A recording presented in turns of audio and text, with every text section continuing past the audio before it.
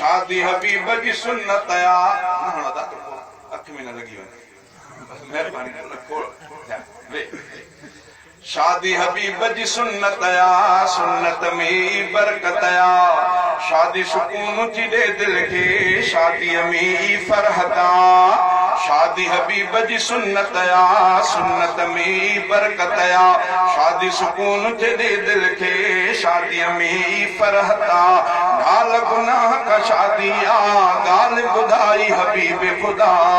तोते अता थी तोते अता मालिक जी थी तोते अता तोते अता थी तोते अता ही सईदा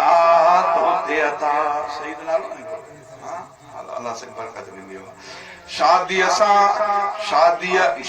असां घरड़ा था जुड़न घरड़ा था आबाद थियन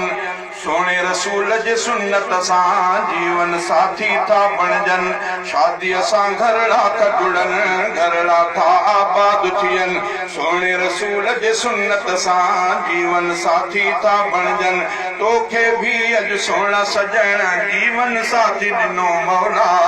तोते अता थी तोते अता मालिक जी थी तोते अता बाग भरिया घोट मिठा तोखे लख मुबारक तुझे दर अज शादी जा प्यारा प्यारा गीत वगा तोते अता थी तोते अता मालिक जी थी तोते अता तुझे अबे ऐं जी जल जूं रब उम्मीदूं पूरियूं क्यों तोखे मिठा अज घोट ॾिसी मुर्खूं तिन भी माणियूं मिठियूं तुझे अबे ऐं जी जल जूं रब उम्मीदूं पूरियूं क्यों तोखे मिठा अज घोट ॾिसी मुर्खूं तिन भी माणियूं मिठियूं तोखे तुंहिंजा भाइर भी हार अदा पाराइन था तोते अता थी तोते अता मालिक जी थी तोते अता बाग भरा घोट मिठा तोखे लख मुबारक या तुझे दर अज शादी जा प्यारा प्यारा गीत वगा तोते अता थी तोते अता मालिक जी थी तोते अता चाचा था अज गुल छटन मामा भी था हार विझन सोट सगा मां साथ मिठा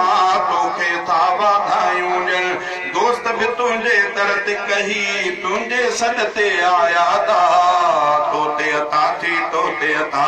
मालिक जी थी तोते अता भाग भरिया घोट मिठा तोखे लख मुबारक या तुझे दर अज शादी जा प्यारा प्यारा गीत वगा तोते अता थी तोते अता मालिक जी थी तोते अता शाल बई खुश जियो सदा पाण में मुर्ख विरायो पिया शहजादे मीराणी घुरी रब जे दर ते अहिड़ी दुआ शाल बई खुश जियो सदा पाण में मुर्ख विरायो पिया शहजादे मीराणी घुरी रब जे दर ते अहिड़ी दुआ ॾींहं उहे भी शाल ॾिसो नेक यमन जंहिं ॾींहुं बचा तोते अता थी तोते अता मालिक जी थी तोते अता भाग भरिया घोट मिठा तोखे लख मुबारक या तुझे दर अज शादी जा प्यारा प्यारा गीत वगा तोते अता थी तोते अता मालिक जी थी तोते अता पंहिंजे हिस्से जी